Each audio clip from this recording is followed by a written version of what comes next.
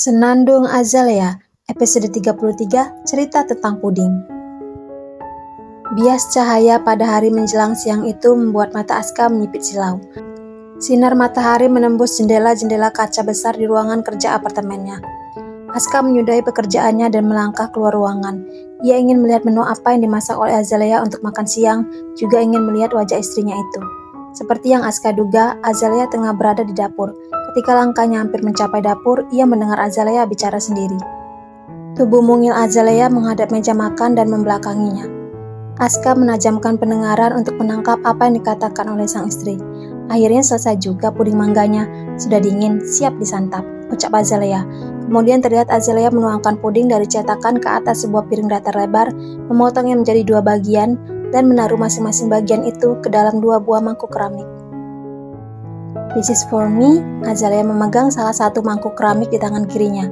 Lalu ia memegang mangkuk satunya dengan tangan kanan sambil berucap, "And this is for my strange husband." Aska tak melihat jelas gerakan Azalea tadi, tapi frasa "my strange husband" yang diucapkan oleh istrinya itu sangat mengganggunya. Ia pun berjalan mendekat sambil berdeham. Azalea sedikit tersentak lantas berbalik. "What did you say?" Aska menatap Azalea. "Why did you call me your strange husband?" Cecar Aska mendengus sebal. Di mana-mana seorang istri akan menyebut suaminya my beloved husband, my lovely hubby, atau my honey. Namun Azalea justru menyebutnya my strange husband. Apa yang aneh dari Aska? "Because you're my strange husband," jawab Azalea dengan wajah innocent. "Our marriage is strange. You're my husband but also my friend." Apanya yang aneh kalau seorang suami juga menjadi teman? Bukannya malah bagus? Sungut Aska. Tentu saja memang baik jika sepasang suami istri bisa menjadi teman. Namun kata teman di antara mereka berbeda. Mereka adalah teman secara harfiah, bukan seperti pasangan yang saling mencintai. "Ini puding buat saya kan?" tanya Aska lagi karena Azalea tak menjawab pertanyaannya. Tangan Aska memegang salah satu mangkuk keramik berisi potongan puding. Azalea mengangguk. "Tapi saya tidak tahu rasanya enak atau tidak." Aska mulai menyendok potongan puding dan mencicipinya. "Gimana rasanya? Enak?" Azalea membulatkan matanya penasaran. Aska hanya menatap Azalea tanpa menjawab. Puding mangga itu terasa enak bagi Aska, namun ia masih sebal karena tadi Azalea menyebutnya my strange husband. Aska pun memikirkan jawaban untuk pertanyaan Azalea. Lalu Aska teringat akan jawaban Azalea ketika ia menanyakan rasa espresso buatannya waktu itu. Aska mengelum senyum. "Biasa saja," jawab Aska datar sambil memperhatikan ekspresi wajah Azalea. Azalea menghela napas. "Pasti tidak enak ya? Baru pertama kali saya bikin puding mangga." "Saya tidak bilang puding ini tidak enak, tapi terasa biasa saja di lidah saya." Aska meniru komentar Azalea tentang espresso buatannya kala itu dengan kalimat yang persis sama. Ia menahan tawa melihat raut murung Azalea. "Ya sudah deh, biar saya saja yang makan ini, nanti saya coba buat lagi yang enak ya." Azalea segera mengambil mangkuk puding itu dari tangan Aska dan memasukkannya kembali ke dalam kulkas. Ia tak tahu bahwa sang suami hanya ingin menjahilinya. Aska yang baru saja ingin menyendok puding lagi terperangah melihat apa yang dilakukan oleh Azalea. Tadi ia disebut sebagai suami yang aneh, sekarang ia tengah asyik menikmati puding malah diambil begitu saja oleh istrinya itu. Aska menggerutu dalam hati, namun dia enggan meminta puding itu lagi karena tadi terlanjur berkomentar rasanya biasa saja. "Aska, saya sudah masak tadi, kalau mau makan tinggal kamu hangatkan saja di microwave ya. Saya mau tiduran sebentar." Azalea lalu beranjak tanpa menunggu jawaban. Aska melongokkan kepala ke arah kamar Azalea. Setelah memastikan bahwa Azalea sudah masuk ke kamar, Aska diam-diam membuka kulkas. Ia mengambil pudingnya lagi dan memakannya sambil tersenyum. Azalea yang baru saja berbaring tiba-tiba teringat akan pesan Burianti kemarin. Ibu mertuanya itu meminta mereka untuk datang ke kediaman Mahawira kalau tak ada kesibukan. Azalea pun keluar kamar dan berjalan kembali menuju dapur. Dilihatnya sang suami masih duduk di kursi makan. "Aska, hari ini kamu nggak kemana-mana kan?" tanya Azalea.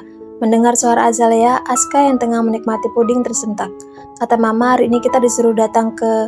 Azalea tak melanjutkan ucapannya ketika dilihatnya Aska tersedak dan terbatuk-batuk. Setengah berlari, Azalea mendekati Aska panik dan bertanya, "Aska, kamu kenapa?" "Water, water."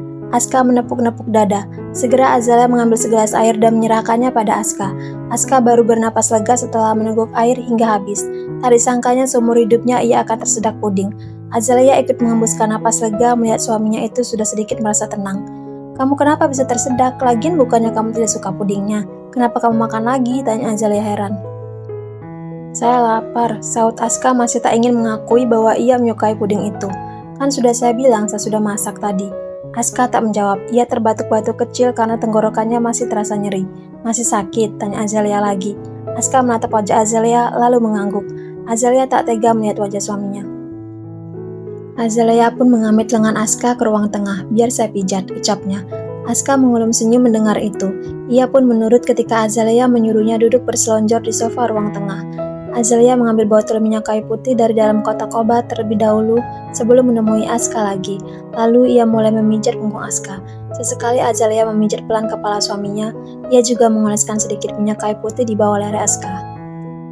Saya pernah dengar cerita tentang orang tersedak puding, tapi bayi, bukan orang dewasa, komentar Azalea. Memangnya bayi saja yang bisa tersedak, sungut Aska dalam hati. Namun ia tak menanggapi perkataan Azalea karena ia masih menikmati pijatan istrinya itu. Ternyata benar apa yang dikatakan oleh para stafnya bahwa setelah menikah, hal-hal yang dilakukan bersama istri terasa menyenangkan. Bukankah hal itu seharusnya hanya bisa dirasakan dalam pernikahan dilandasi cinta? Aska tak ingin memusingkan hal itu. Sudah enakan? Tanya Azalea ketika dilihatnya mata Aska terpejam. Aska membuka matanya. Ia tak langsung menjawab. Kalau ia menjawab sudah merasa lebih baik, pasti Azalea akan menghentikan pijatannya. Aska tak mau itu terjadi karena ia masih ingin merasakan pijatan Azalea. Aska berpikir sebentar lalu tersenyum ketika sudah mendapat ide. Azalea, kamu mengoleskan minyak kayu putihnya kebanyakan. Panas, help. Aska memulai aktingnya. Kening Azalea berkerut. Seingatnya, tadi hanya sedikit minyak kayu putih yang dioleskannya. Apakah Aska alergi minyak-minyakan? Panas banget ya? Tanya Azalea mulai panik melihat reaksi Aska yang tampak kepanasan. Ya, my body feels like it's burning. Help me Azalea, seru Aska lagi sambil menahan tawa. Mendengar itu Azalea makin panik. What should I do, Aska? Saya siram pakai air ya? Memangnya saya kucing, dengus Aska. Terus gimana dong? Kamu tepuk-tepuk pelan punggung saya, minta Aska masih menahan tawa. Tepuk-tepuk pelan gini? Azalea mulai menepuk-nepuk pelan punggung Aska dengan telapak tangannya. Ya, begitu.